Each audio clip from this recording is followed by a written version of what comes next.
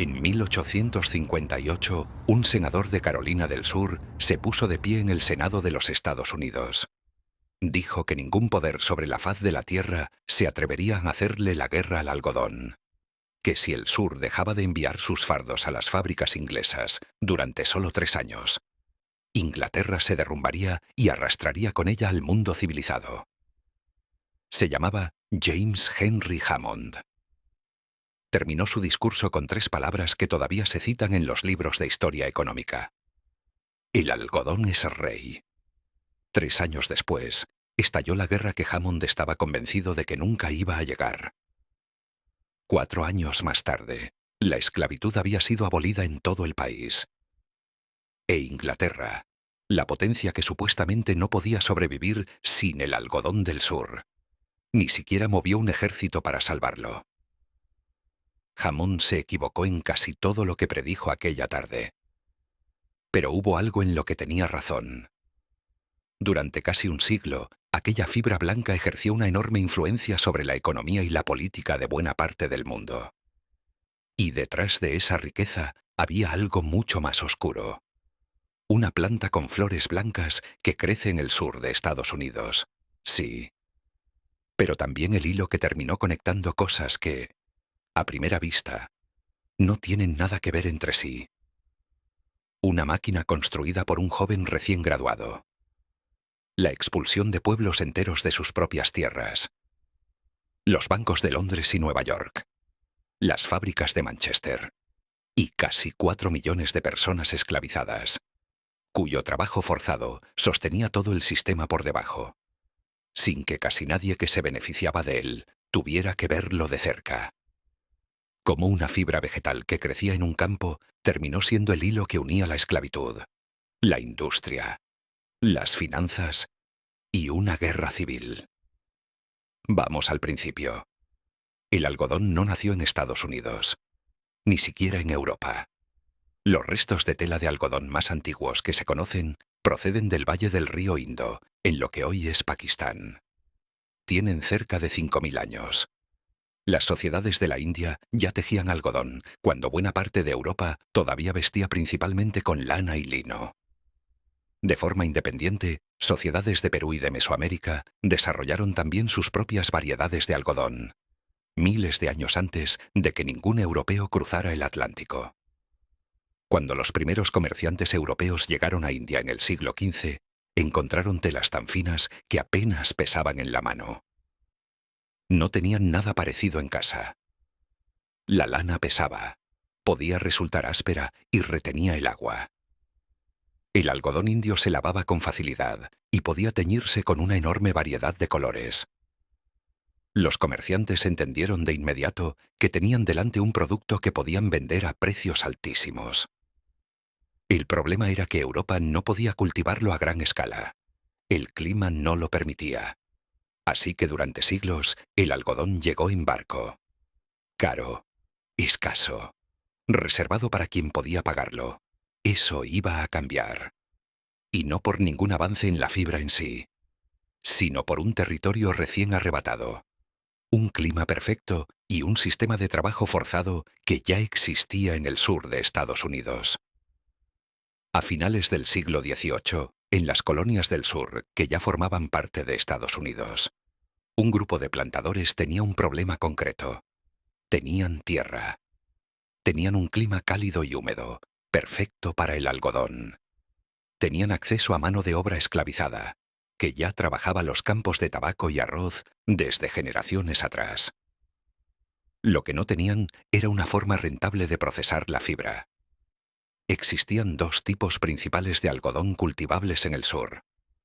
El de fibra larga, conocido como algodón Sea-Eagle, crecía bien en las costas húmedas de Georgia y Carolina del Sur, pero su superficie de cultivo era limitada. El de fibra corta crecía en casi cualquier terreno del interior, pero tenía un defecto casi fatal. Sus semillas se pegaban a la fibra con una tenacidad que hacía que separarlas a mano fuera un trabajo brutalmente lento. Una persona podía limpiar, a mano, poco más de medio kilo de algodón utilizable en un día entero de trabajo. A ese ritmo, Todo el interior del sur, con su tierra fértil y barata, quedaba fuera del negocio. Ese era el problema. La solución llegó en 1793. Un joven llamado Eli Whitney, recién graduado de Yale y trabajando temporalmente como tutor en una plantación de Georgia, construyó una máquina sencilla. La llamó Cotton Gin. Un tambor con púas de metal que peinaba el algodón y separaba las semillas de la fibra en cuestión de segundos.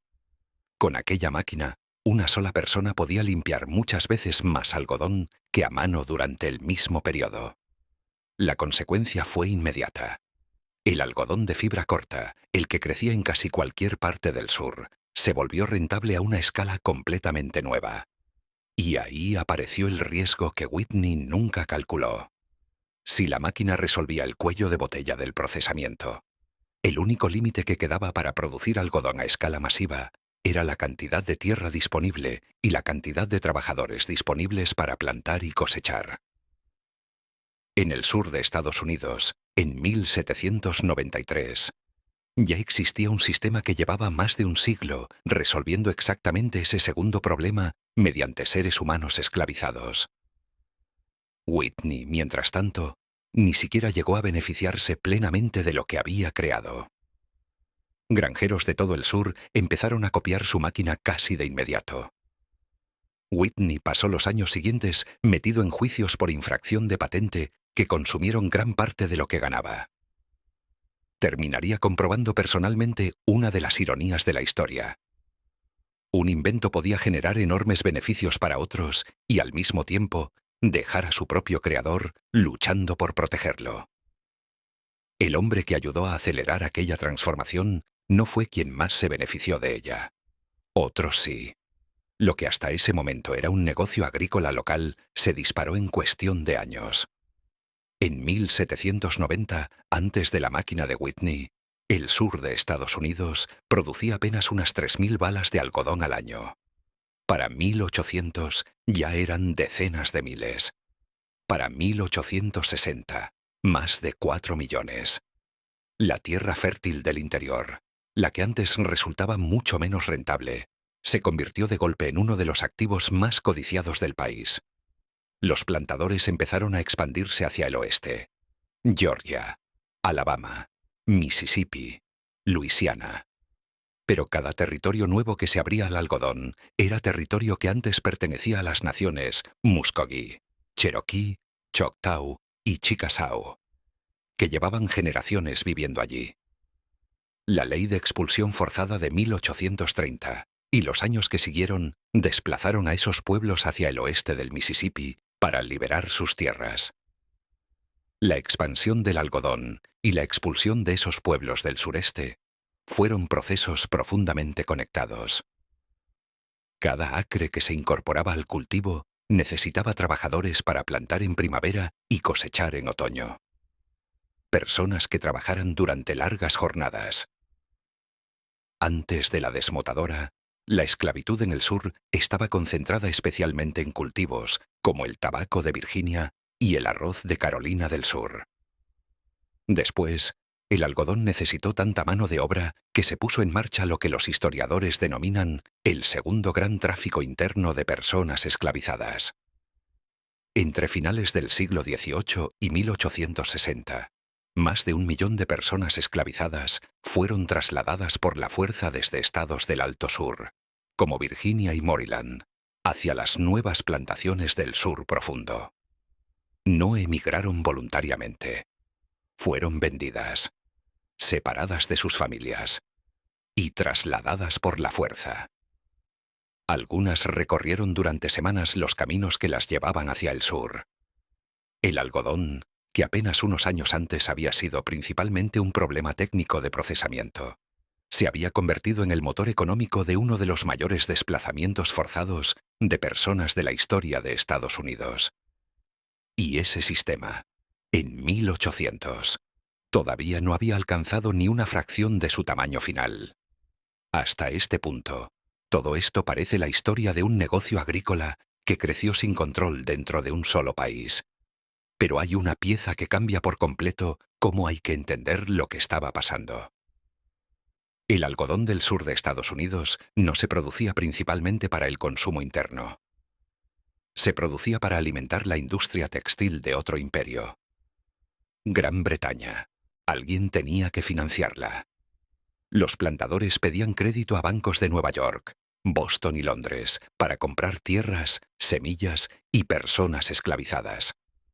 La garantía de esos préstamos, documentada en contratos de la época, no era únicamente la tierra. En muchos casos, las propias personas esclavizadas eran utilizadas como garantía económica. Seres humanos tratados legalmente como propiedad. Alguien tenía que asegurarla. Compañías de seguros marítimos y de propiedad, en finales del siglo XVIII. Las fábricas de Manchester y Lancashire ya habían mecanizado el hilado y el tejido con máquinas como la spinning jenny y el telar mecánico. Esas máquinas necesitaban una cantidad de materia prima que ningún proveedor tradicional podía sostener al ritmo que Gran Bretaña exigía. India, que durante siglos había sido uno de los grandes centros textiles del mundo, no logró mantener el mismo ritmo de producción industrial. Además, tuvo que enfrentarse a aranceles y políticas comerciales británicas que favorecían la manufactura realizada dentro del propio Imperio Británico. Estados Unidos ofrecía algo difícil de igualar: tierra, un clima favorable y un sistema de trabajo forzado capaz de expandirse enormemente. Para 1860, una parte abrumadora del algodón que llegaba a Gran Bretaña procedía del sur de Estados Unidos. Manchester había llegado a ser conocida como Cotonópolis, la capital mundial del algodón industrial, y dependía profundamente de las plantaciones esclavistas estadounidenses. La Revolución Industrial Británica. Esa historia que los libros suelen contar como una historia de inventos, máquinas de vapor y fábricas. Estaba también conectada con una cadena de suministro que llegaba desde plantaciones situadas a miles de kilómetros. Plantaciones sostenidas por personas que jamás habían elegido estar allí. Si te está gustando esta historia, suscríbete para apoyarnos. Sigamos, porque esto apenas empieza a ponerse interesante. Una vez que el algodón se convirtió en el vínculo entre las plantaciones del sur y las fábricas británicas, dejó de depender de las decisiones de un solo plantador o de un solo inventor. Se convirtió en un sistema con demasiados intereses entrelazados como para detenerse fácilmente. Sigue por un momento una sola bala de algodón recién prensada en una plantación de Mississippi, de unos 200 kilos de peso. Antes de llegar a Manchester, esa bala pasaba por manos que casi nadie asocia hoy con el algodón. Vos lados del Atlántico extendían pólizas que cubrían cargamentos y, en determinados contratos, también a personas esclavizadas consideradas legalmente propiedad. Y alguien tenía que transportarla. A través de puertos como Nueva Orleans, que se convirtió en uno de los centros más importantes de exportación de algodón hacia Liverpool. Detrás de una sola bala de algodón había un sistema financiero completo. Y ese sistema tenía nombres y apellidos. Uno de ellos era James Henry Hammond, el senador que abrió este vídeo con su discurso sobre el algodón rey. Hammond no era un caso aislado. Era producto de un sistema en el que la riqueza, el poder político y la esclavitud estaban profundamente entrelazados. Poseía cientos de personas esclavizadas en sus plantaciones de Carolina del Sur, y defendía abiertamente la esclavitud como una institución necesaria para la sociedad que él imaginaba. No era una opinión marginal. Formaba parte de la ideología dominante entre buena parte de la élite plantadora del sur. Una élite con una influencia política extraordinaria sobre las instituciones de la región. Para 1860, esa élite sostenía algo difícil de imaginar hoy. Según estimaciones económicas de la época, el valor de las personas esclavizadas en Estados Unidos representaba una cantidad enorme de riqueza, comparable o superior al valor combinado de grandes sectores de la economía estadounidense. Pero detrás de cualquier balance contable había una realidad que las cifras no podían mostrar completamente. El cuerpo de una persona, en un campo, trabajando bajo coerción, intentando cumplir una cuota antes de que terminara la jornada. Eso es lo que hay que entender antes de seguir. Todo lo que acabas de escuchar. Los bancos, los seguros, los puertos. Es el sistema visto desde los libros de contabilidad. Existía otra versión de la misma historia, la que vivían las personas sometidas a la esclavitud. Un hombre llamado Solomon Northup conocía esa realidad mejor que casi nadie que haya dejado un testimonio escrito. Había nacido libre en el estado de Nueva York. Fue secuestrado en 1841 y vendido como esclavo en Luisiana, donde pasó 12 años trabajando, entre otras cosas, en la plantación de algodón de un hombre llamado Edwin Epps. En 1853, después de recuperar su libertad, publicó un relato detallado de lo que había vivido. Describió algo que se repetía durante la temporada de cosecha, entre agosto y noviembre. Al final de la jornada, cada persona llevaba su saco hasta la desmotadora para ser pesado. Una determinada cantidad de algodón podía convertirse en la referencia para evaluar el trabajo diario. Northup describió el miedo asociado a no alcanzar las expectativas. Si el peso quedaba corto, podían llegar los castigos físicos. Si alguien recogía más, la exigencia podía aumentar al día siguiente. No había una forma real de ganar. La cuota tampoco permaneció fija con el paso de las décadas. Los registros de algunas plantaciones muestran aumentos muy importantes en la cantidad de algodón recogida por trabajador. Ese dato no cuenta simplemente una historia de mayor productividad. Cuenta también una historia de presión creciente sobre personas que no tenían libertad para abandonar aquel trabajo. Y ese es quizás uno de los números más importantes de todo este vídeo. No mide cuánto creció un negocio. Mide cuánto se exigió al cuerpo de una persona para que ese negocio pudiera crecer. El precio no se pagaba solamente en el campo. El segundo tráfico interno de personas esclavizadas, el que trasladó a más de 1 millón de personas hacia las nuevas plantaciones, se sostenía sobre la separación sistemática de familias. Los registros de venta de la época muestran una y otra vez esposos separados de esposas, madres separadas de sus hijos, personas valoradas económicamente según su edad, fuerza y otras características. La resistencia existió siempre. Hubo huidas, sabotajes, personas que ayudaron a otras a escapar hacia el norte a través de la red de rutas conocida como el ferrocarril subterráneo. Cada una de esas formas de resistencia era una respuesta directa a un sistema que necesitaba mantener a millones de personas bajo control constante para no detener su producción. Ese sufrimiento, concentrado en campos de Luisiana, Mississippi y Alabama, no se quedaba allí. Llegaba mucho más lejos. Sigamos ahora no la bala de algodón, sino el dinero que esa bala generaba en cada parada de su viaje. Ahí el sistema se vuelve todavía más grande de lo que parece. Y deja de ser un problema exclusivamente sureño. Un plantador que quería expandirse podía pedir un préstamo a un banco utilizando como garantía la tierra y, en determinados casos, las personas que esclavizaba. Ese banco podía utilizar nuevamente ese capital, financiar nuevas operaciones, nuevas rutas, nueva infraestructura. Y así, los beneficios podían seguir circulando por el sistema financiero del Atlántico. El circuito no terminaba en Liverpool, intentando cumplir una cuota antes de que terminara la jornada. Eso es lo que hay que entender antes de seguir. Todo lo que acabas de escuchar, los bancos, los seguros, los puertos, es el sistema visto desde los libros de contabilidad. Existía otra versión de la misma historia, la que vivían las personas sometidas a la esclavitud. Un hombre llamado Solomon Northup conocía esa realidad mejor que casi nadie que haya dejado un testimonio escrito. Había nacido libre en el estado de Nueva York. Fue secuestrado en 1841 y vendido como esclavo en Luisiana, donde pasó 12 años trabajando, entre otras cosas, en la plantación de algodón de un hombre llamado Edwin Epps. En 1853, después de recuperar su libertad, publicó un relato detallado de lo que había vivido. Describió algo que se repetía durante la temporada de cosecha, entre agosto y noviembre.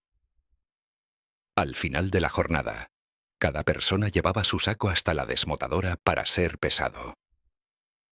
Una determinada cantidad de algodón podía convertirse en la referencia para evaluar el trabajo diario.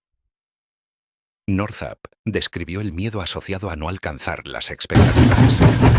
Si el peso quedaba corto, podían llegar los castigos físicos. Si alguien recogía más, la exigencia podía aumentar al día siguiente. No había una forma real de ganar. La cuota tampoco permaneció fija con el paso de las décadas. Los registros de algunas plantaciones muestran aumentos muy importantes en la cantidad de algodón recogida por trabajador. Ese dato no cuenta simplemente una historia de mayor productividad. Cuenta también una historia de presión creciente sobre personas que no tenían libertad para abandonar aquel trabajo.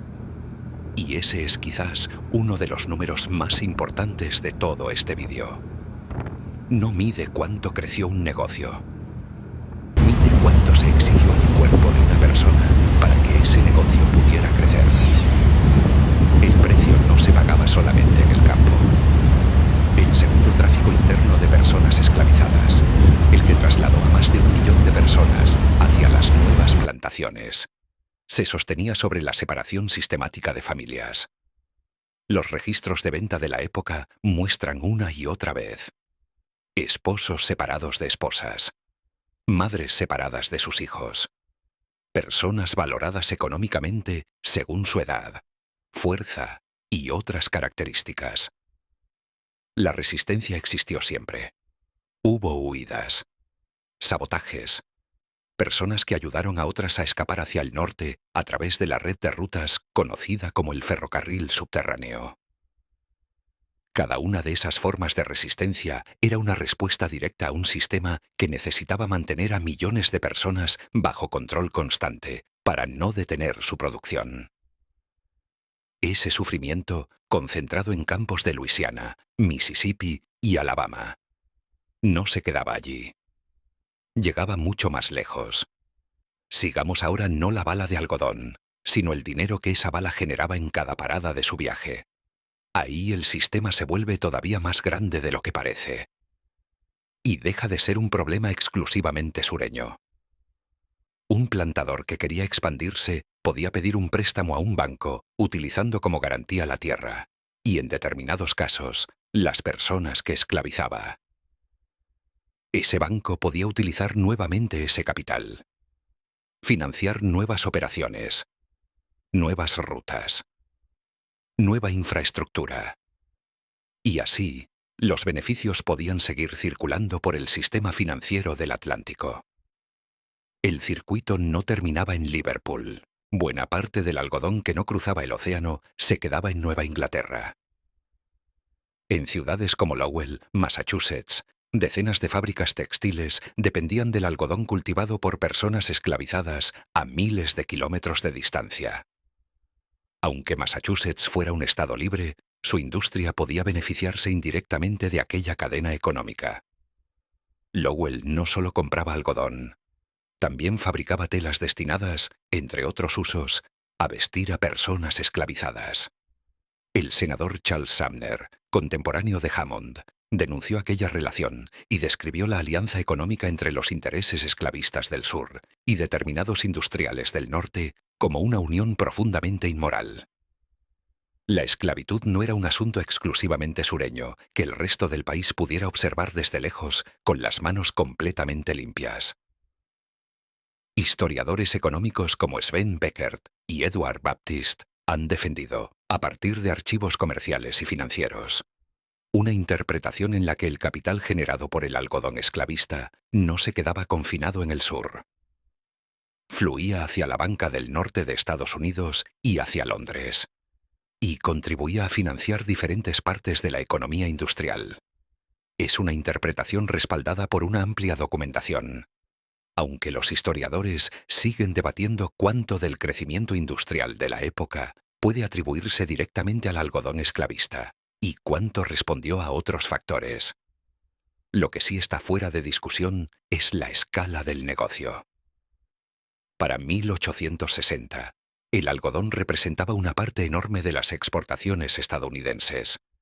El sur producía aproximadamente 2/3 del algodón consumido en el mundo. No era simplemente un cultivo rentable. Se había convertido en un vínculo entre plantaciones, bancos, aseguradoras, navieras, fábricas y gobiernos. Y esa maquinaria dependía en su origen de algo que ninguna de esas instituciones podía esconder completamente. Buena parte de su rentabilidad nacía de un sistema de trabajo forzado. Vale la pena detenerse en algo que todavía no hemos respondido del todo. ¿El algodón simplemente resultó ser compatible con la esclavitud? ¿Fue una coincidencia económica favorable para unos plantadores que ya tenían acceso a mano de obra forzada? ¿O fue algo distinto? Fue la propia expansión del algodón la que generó, año tras año, un incentivo económico cada vez mayor para expandir la esclavitud. La diferencia entre esas dos preguntas no es un simple matiz académico. Cambia por completo cómo hay que leer todo lo que acabamos de recorrer. La máquina de Whitney. La expulsión de los pueblos indígenas. El millón de personas trasladadas hacia el sur profundo. Las cuotas de trabajo cada vez más exigentes. Los bancos que prestaban dinero utilizando personas esclavizadas como garantía. Las fábricas de Lowell fabricando productos relacionados con la misma economía esclavista.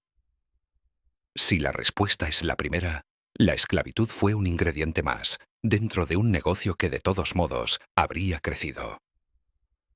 Si la respuesta es la segunda, la esclavitud fue uno de los principales motores de aquella expansión. La evidencia histórica apunta con fuerza hacia la segunda respuesta. La desmotadora de Whitney no eliminó la esclavitud. Contribuyó a hacer mucho más rentable la producción de algodón de fibra corta. Al eliminar un importante cuello de botella del procesamiento, hizo posible que cada nueva extensión de tierra cultivable pudiera integrarse en una producción mucho mayor. Y eso aumentó el incentivo económico para expandir el sistema esclavista. Las cuotas tampoco subieron simplemente porque los trabajadores se volvieran más rápidos con el paso de los años. En muchos lugares aumentaron porque el crecimiento del negocio generaba un incentivo constante para exigir más de cada persona sometida a aquel sistema. El sistema creció apoyándose en la esclavitud. Permitió a los plantadores expandir la producción a una escala y bajo un nivel de coerción que un mercado laboral libre no habría reproducido de la misma manera. Sin salarios que negociar. Sin jornadas que limitar. Sin la posibilidad de abandonar libremente el empleo y buscar otra alternativa. Esa es la respuesta a la pregunta que abrió este vídeo. ¿Cómo una fibra vegetal terminó conectando esclavitud, bancos, fábricas británicas y una guerra civil?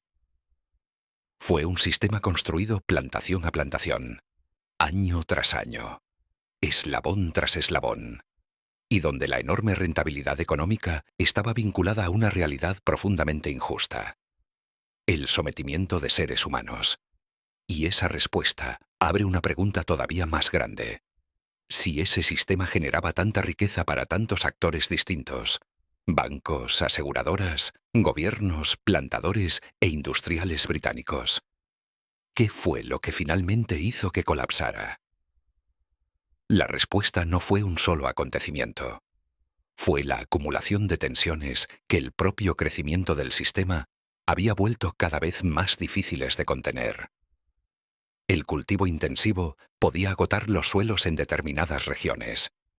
Eso empujaba a los plantadores a buscar constantemente nuevas tierras hacia el oeste. Y cada nuevo territorio planteaba en el Congreso la misma pregunta explosiva: ¿entraría como Estado esclavista o como Estado libre? Esa tensión, sumada al crecimiento del movimiento abolicionista en el norte y a testimonios como el de Solomon Northup, fue erosionando la legitimidad del sistema. incluso mientras seguía siendo económicamente dominante. En 1860, tras la elección de Abraham Lincoln, 7 estados del sur, encabezados por Carolina del Sur, se separaron de la Unión antes incluso de que Lincoln tomara posesión. Hammond estaba convencido de que Gran Bretaña, dependiente del algodón sureño, intervendría para proteger su suministro. Se equivocó. Gran Bretaña sufrió una grave crisis textil, conocida como la hambruna del algodón de Lancashire, cuando el bloqueo naval de la Unión cortó las exportaciones del sur. Pero nunca intervino militarmente para salvar a la Confederación.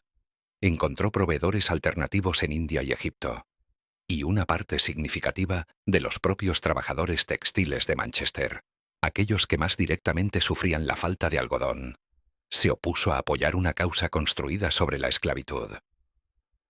La guerra terminó en 1865. El sur fue derrotado y la 13ª enmienda abolió constitucionalmente la esclavitud en Estados Unidos. Casi 4 millones de personas fueron liberadas de aquel sistema. Pero el algodón no desapareció.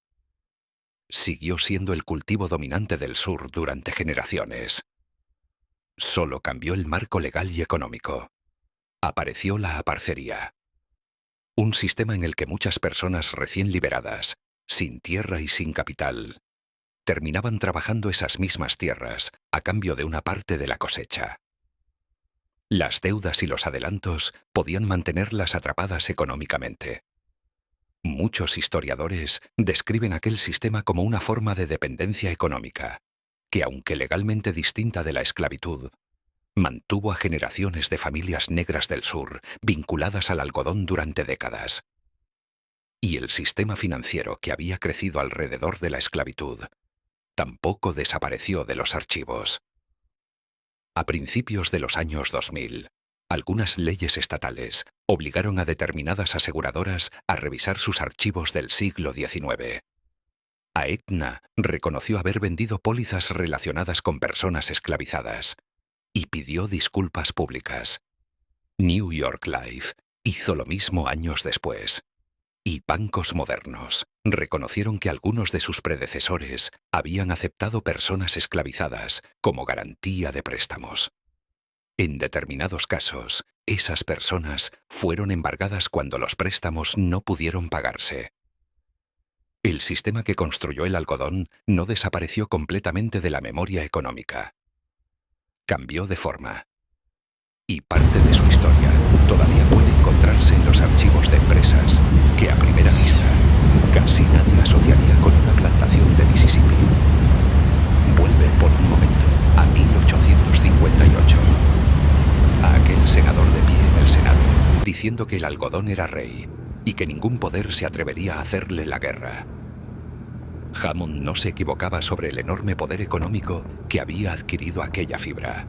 Se equivocaba en algo mucho más profundo. Creía que un sistema construido sobre la coerción de millones de personas podía mantenerse indefinidamente simplemente porque generaba una enorme riqueza.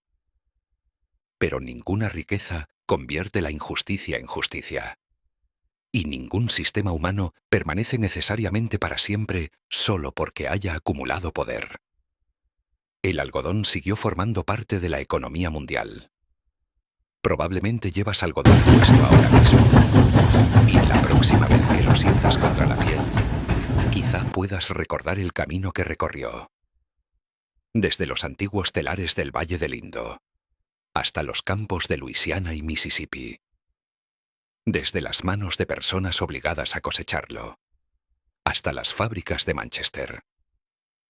Desde los puertos y bancos que multiplicaron sus beneficios, hasta aquel senador que lo llamó rey.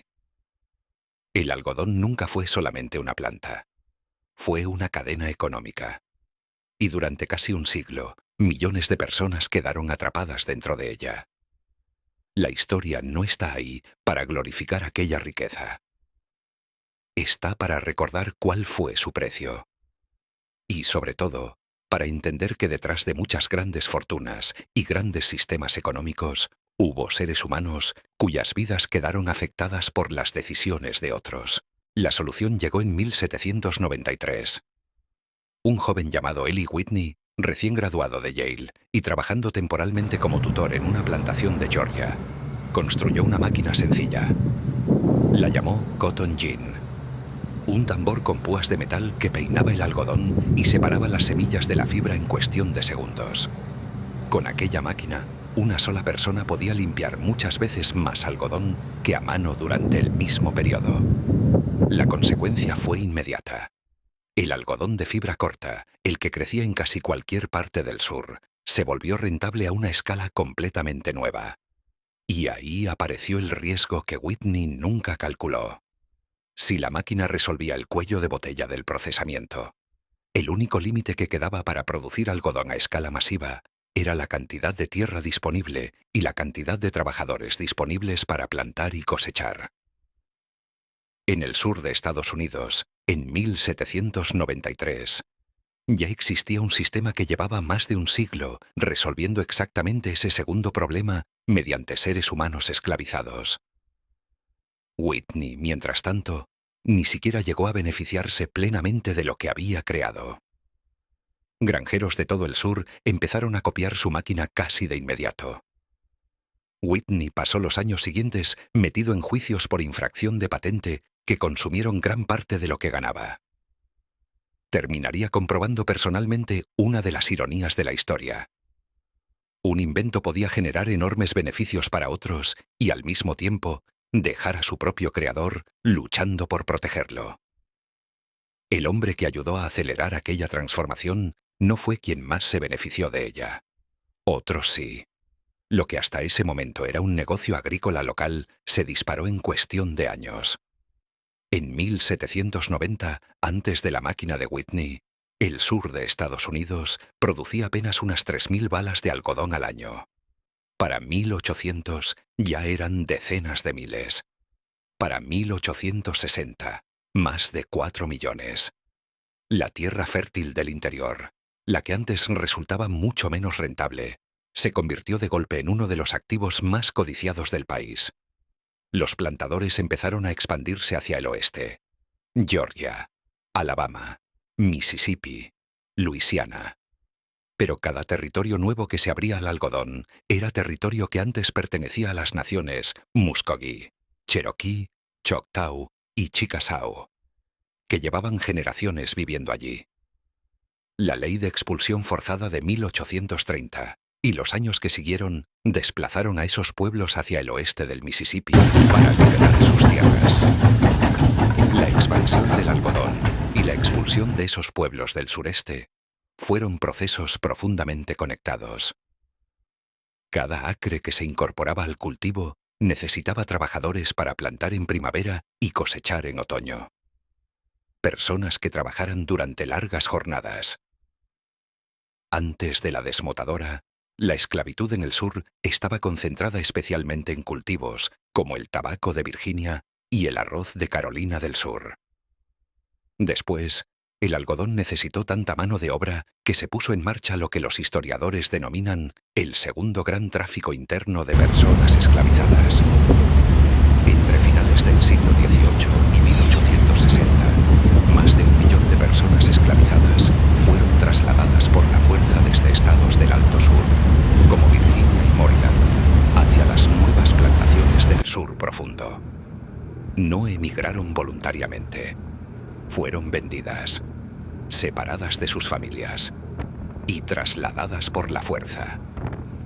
Algunas recorrieron durante semanas los caminos que las llevaban hacia el sur. El algodón, que apenas unos años antes había sido principalmente un problema técnico de procesamiento, se había convertido en el motor económico de uno de los mayores desplazamientos forzados de personas de la historia de Estados Unidos. Y ese sistema, en 1800, todavía no había alcanzado ni una fracción de su tamaño final. Hasta este punto, todo esto parece la historia de un negocio agrícola que creció sin control dentro de un solo país. Pero hay una pieza que cambia por completo cómo hay que entender lo que estaba pasando. El algodón del sur de Estados Unidos no se producía principalmente para el consumo interno. Se producía para alimentar la industria textil de otro imperio. Gran Bretaña. Alguien tenía que financiarla. Los plantadores pedían crédito a bancos de Nueva York, Boston y Londres para comprar tierras, semillas y personas esclavizadas. La garantía de esos préstamos, documentada en contratos de la época, no era únicamente la tierra. En muchos casos, las propias personas esclavizadas eran utilizadas como garantía económica. Seres humanos tratados legalmente como propiedad. Alguien tenía que asegurarla. Compañías de seguros marítimos y de propiedad, ENAMA a finales del siglo XVIII. Las fábricas de Manchester y Lancashire ya habían mecanizado el hilado y el tejido con máquinas como la Spinning Jenny y el telar mecánico. Esas máquinas necesitaban una cantidad de materia prima que ningún proveedor tradicional podía sostener al ritmo que Gran Bretaña exigía. India, que durante siglos había sido uno de los grandes centros textiles del mundo, no logró mantener el mismo ritmo de producción industrial. Además, tuvo que enfrentarse a aranceles y políticas comerciales británicas que favorecían la manufactura realizada dentro del propio Imperio Británico. Estados Unidos ofrecía algo difícil de igualar: tierra, un clima favorable y un sistema de trabajo forzado capaz de expandirse enormemente. Para 1860, una parte abrumadora del algodón que llegaba a Gran Bretaña procedía del sur de Estados Unidos. Manchester había llegado a ser conocida como Cotonópolis, la capital mundial del algodón industrial, y dependía profundamente de las plantaciones esclavistas estadounidenses. La Revolución Industrial Británica. Esa historia que los libros suelen contar como una historia de inventos, máquinas de vapor y fábricas.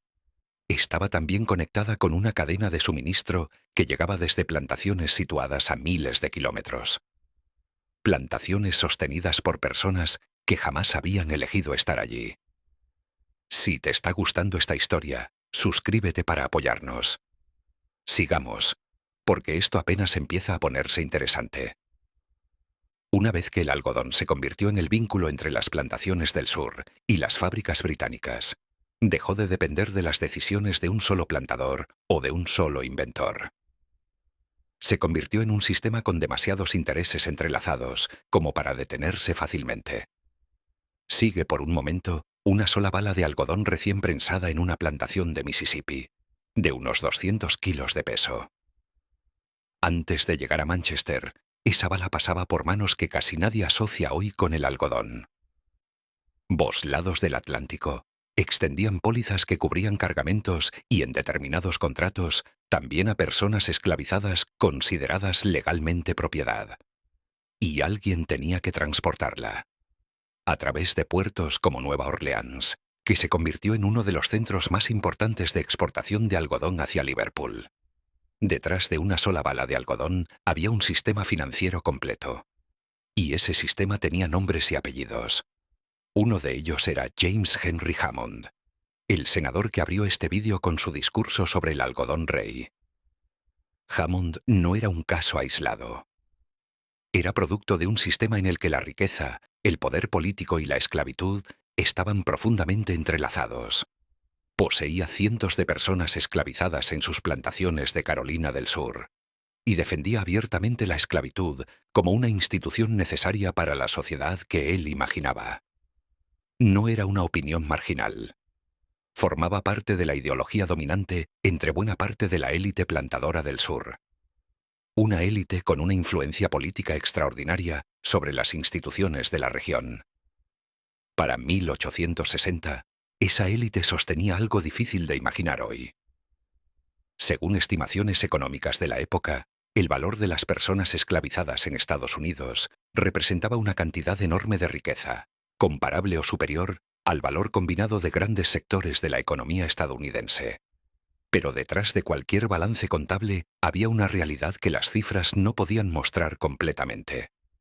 El cuerpo de una persona, en un campo, trabajando bajo coerción, intentando cumplir una cuota antes de que terminara la jornada. Eso es lo que hay que entender antes de seguir. Todo lo que acabas de escuchar, los bancos, los seguros, los puertos, es el sistema visto desde los libros de contabilidad. Existía otra versión de la misma historia, la que vivían las personas sometidas a la esclavitud.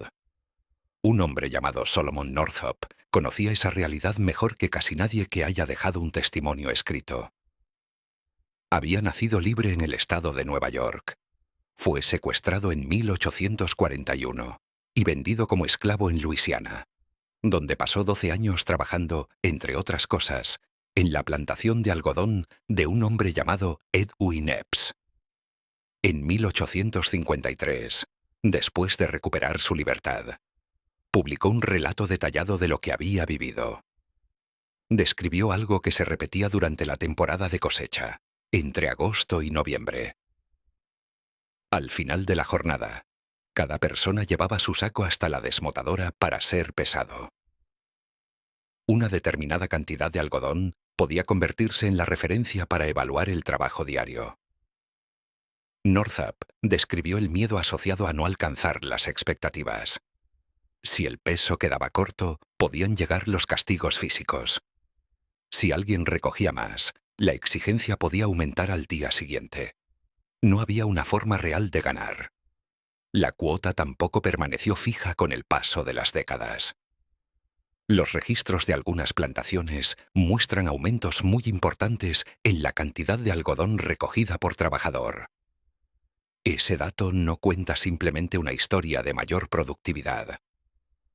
Cuenta también una historia de presión creciente sobre personas que no tenían libertad para abandonar aquel trabajo. Y ese es quizás uno de los números más importantes de todo este vídeo. No mide cuánto creció un negocio. Mide cuánto se exigió al cuerpo de una persona para que ese negocio pudiera crecer. El precio no se pagaba solamente en el campo.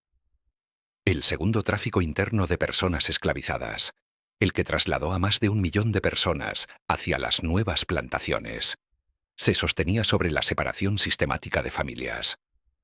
Los registros de venta de la época muestran una y otra vez esposos separados de esposas, madres separadas de sus hijos, personas valoradas económicamente según su edad, fuerza y otras características. La resistencia existió siempre. Hubo huidas, sabotajes, personas que ayudaron a otras a escapar hacia el norte a través de la red de rutas conocida como el ferrocarril subterráneo. Cada una de esas formas de resistencia era una respuesta directa a un sistema que necesitaba mantener a millones de personas bajo control constante para no detener su producción. Ese sufrimiento concentrado en campos de Luisiana, Mississippi y Alabama. No se quedaba allí. Llegaba mucho más lejos. Sigamos ahora no la bala de algodón, sino el dinero que esa bala generaba en cada parada de su viaje. Ahí el sistema se vuelve todavía más grande de lo que parece. Y deja de ser un problema exclusivamente sureño. Un plantador que quería expandirse podía pedir un préstamo a un banco utilizando como garantía la tierra, y en determinados casos, las personas que esclavizaba. Ese banco podía utilizar nuevamente ese capital, financiar nuevas operaciones, nuevas rutas, nueva infraestructura. Y así, los beneficios podían seguir circulando por el sistema financiero del Atlántico. El circuito no terminaba en Liverpool, intentando cumplir una cuota antes de que terminara la jornada. Eso es lo que hay que entender antes de seguir. Todo lo que acabas de escuchar, los bancos, los seguros, los puertos, es el sistema visto desde los libros de contabilidad. Existía otra versión de la misma historia, la que vivían las personas sometidas a la esclavitud. Un hombre llamado Solomon Northup conocía esa realidad mejor que casi nadie que haya dejado un testimonio escrito. Había nacido libre en el estado de Nueva York. Fue secuestrado en 1841 y vendido como esclavo en Luisiana, donde pasó 12 años trabajando, entre otras cosas, en la plantación de algodón de un hombre llamado Edwin Epps. En 1853, después de recuperar su libertad, publicó un relato detallado de lo que había vivido. describió algo que se repetía durante la temporada de cosecha, entre agosto y noviembre. Al final de la jornada, cada persona llevaba su saco hasta la desmotadora para ser pesado. Una determinada cantidad de algodón podía convertirse en la referencia para evaluar el trabajo diario. Northup describió el miedo asociado a no alcanzar las expectativas. Si el peso quedaba corto, podían llegar los castigos físicos. Si alguien recogía más, la exigencia podía aumentar al día siguiente. No había una forma real de ganar. La cuota tampoco permaneció fija con el paso de las décadas. Los registros de algunas plantaciones muestran aumentos muy importantes en la cantidad de algodón recogida por trabajador. Ese dato no cuenta simplemente una historia de mayor productividad. Cuenta también una historia de presión creciente sobre personas que no tenían libertad para abandonar aquel trabajo. Y ese es quizás uno de los números más importantes de todo este vídeo. No mide cuánto creció un negocio. Mide cuánto se exigió al cuerpo de una persona para que ese negocio pudiera crecer. El precio no se pagaba solamente en el campo. El segundo tráfico interno de personas esclavizadas, el que trasladó a más de 1 millón de personas hacia las nuevas plantaciones, se sostenía sobre la separación sistemática de familias. Los registros de venta de la época muestran una y otra vez esposos separados de esposas, madres separadas de sus hijos, personas valoradas económicamente según su edad, fuerza y otras características. La resistencia existió siempre. Hubo huidas, sabotajes, personas que ayudaron a otras a escapar hacia el norte a través de la red de rutas conocida como el ferrocarril subterráneo. Cada una de esas formas de resistencia era una respuesta directa a un sistema que necesitaba mantener a millones de personas bajo control constante para no detener su producción. Ese sufrimiento concentrado en campos de Luisiana, Mississippi y Alabama. No se quedaba allí. Llegaba mucho más lejos. Sigamos ahora no la bala de algodón, sino el dinero que esa bala generaba en cada parada de su viaje. Ahí el sistema se vuelve todavía más grande de lo que parece. Y deja de ser un problema exclusivamente sureño. Un plantador que quería expandirse podía pedir un préstamo a un banco utilizando como garantía la tierra, y en determinados casos, las personas que esclavizaba.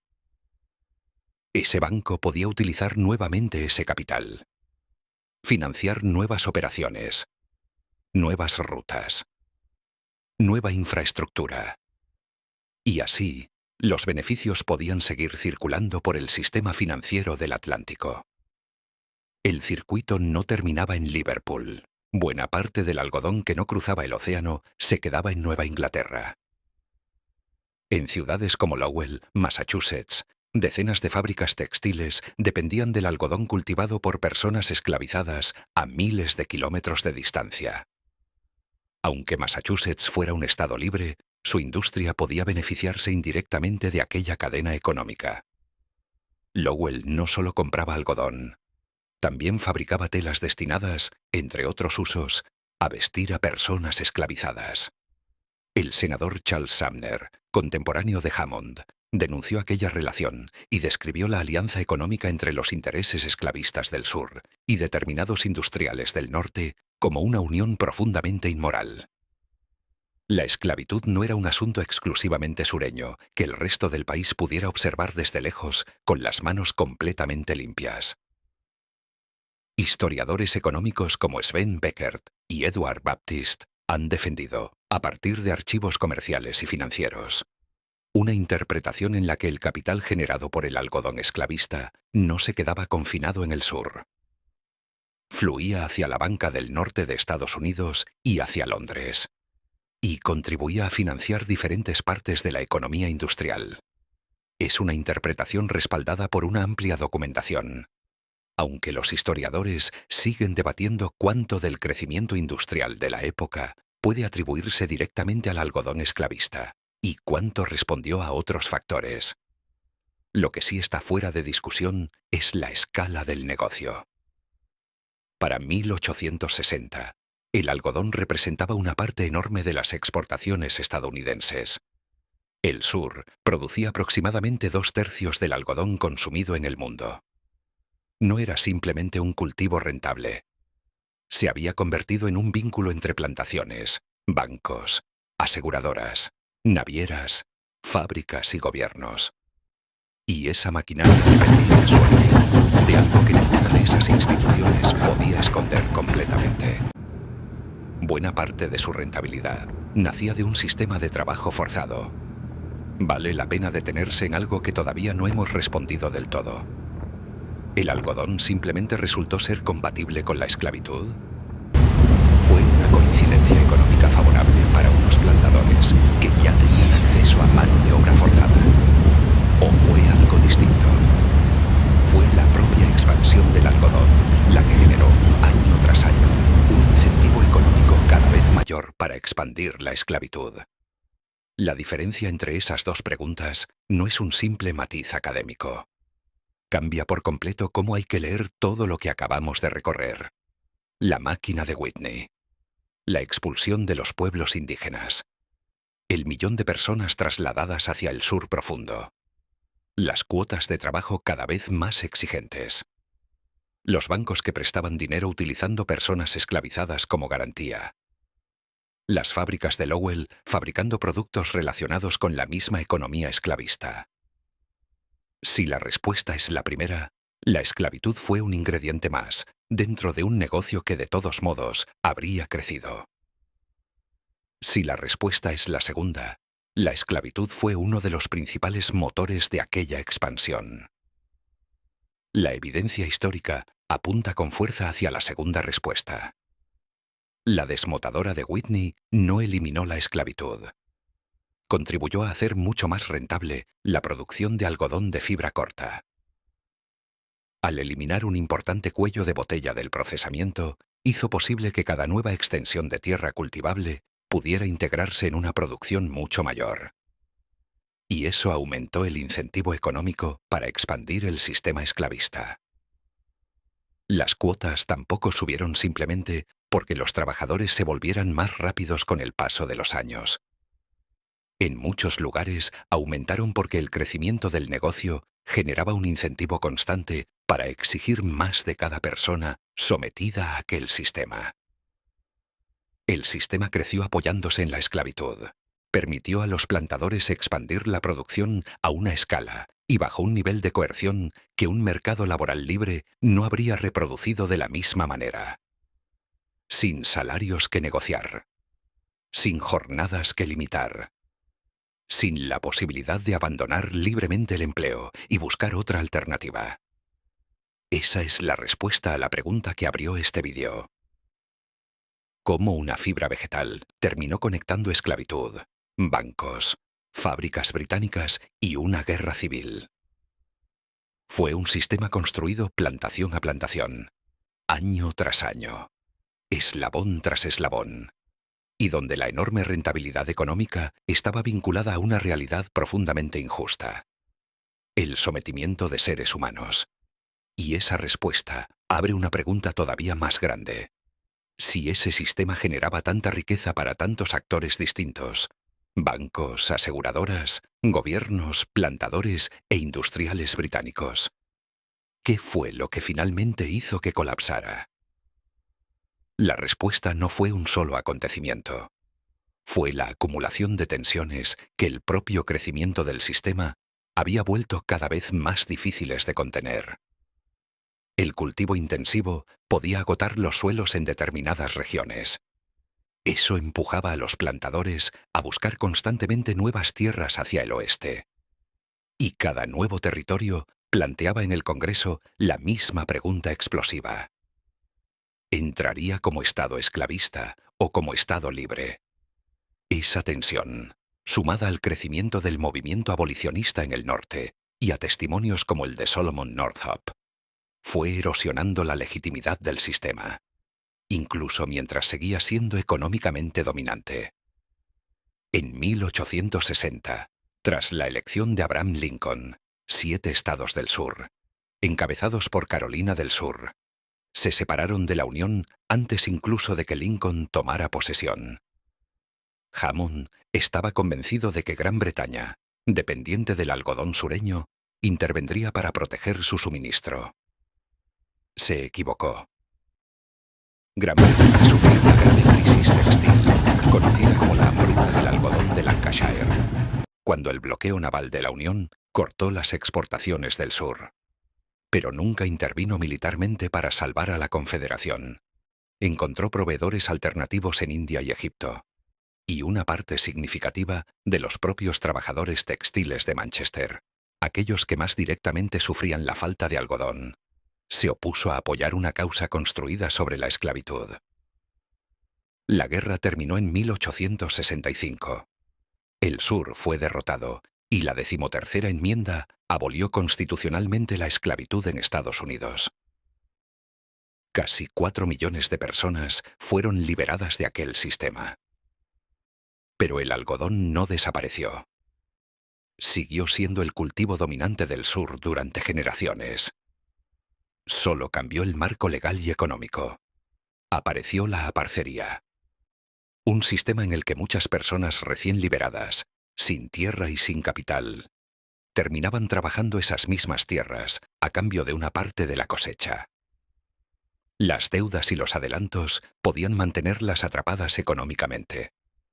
Muchos historiadores describen aquel sistema como una forma de dependencia económica, que aunque legalmente distinta de la esclavitud, mantuvo a generaciones de familias negras del sur vinculadas al algodón durante décadas.